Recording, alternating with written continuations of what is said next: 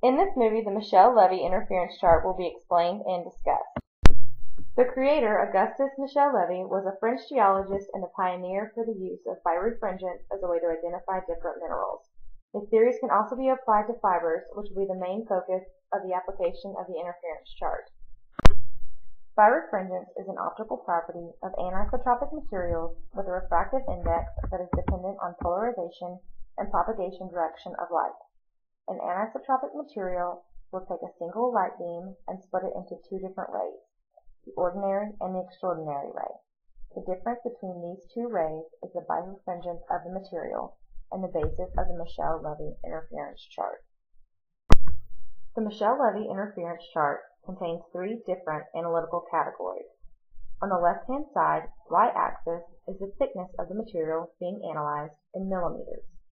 The lower x-axis is the phase difference measured in nanometers, and the birefringence values are distributed on both the upper x-axis and the right-hand side y-axis in ascending order. Each birefringence value corresponds to one of the diagonal lines in the field of the chart.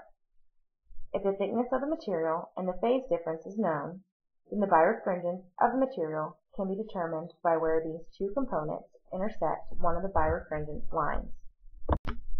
Likewise, the chart exhibits a range of colors in the field of the chart that correspond to different orders of retardation.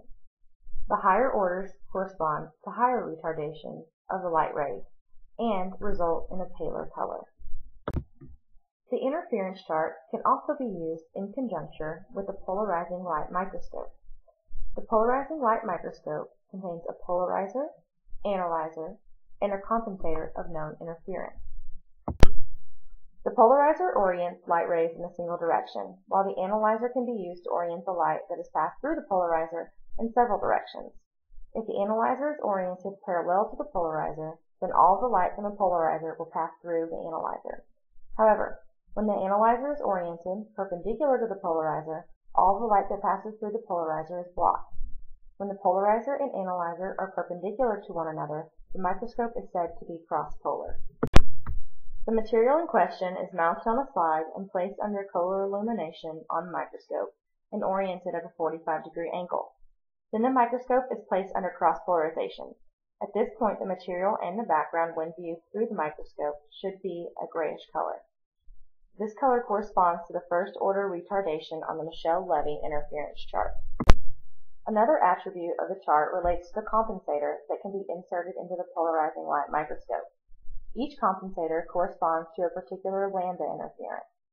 The chart labels these as 1 lambda, 2 lambda, and so on. The compensator of 1 lambda is inserted into the microscope, and the color change is observed and compared to the interference chart. If the color change that occurs is to the right of the 1 lambda line, then the interference can be deemed as constructive. An example of this can be seen in acetate fibers, which change from gray to purple.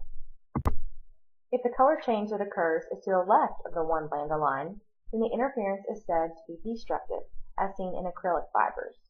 These fibers show a change from gray to a reddish-orange color. The determination of the interference as it relates to the MichelLe chart can then be used to determine the sign of elongation. Overall, the MichelLe interference chart can be used in a variety of ways that help to characterize fibers and minerals. These characteristics can then be applied to real-world scenarios, such as crime scene, in an effort to include or exclude material found at a crime scene with material found on or from the suspect.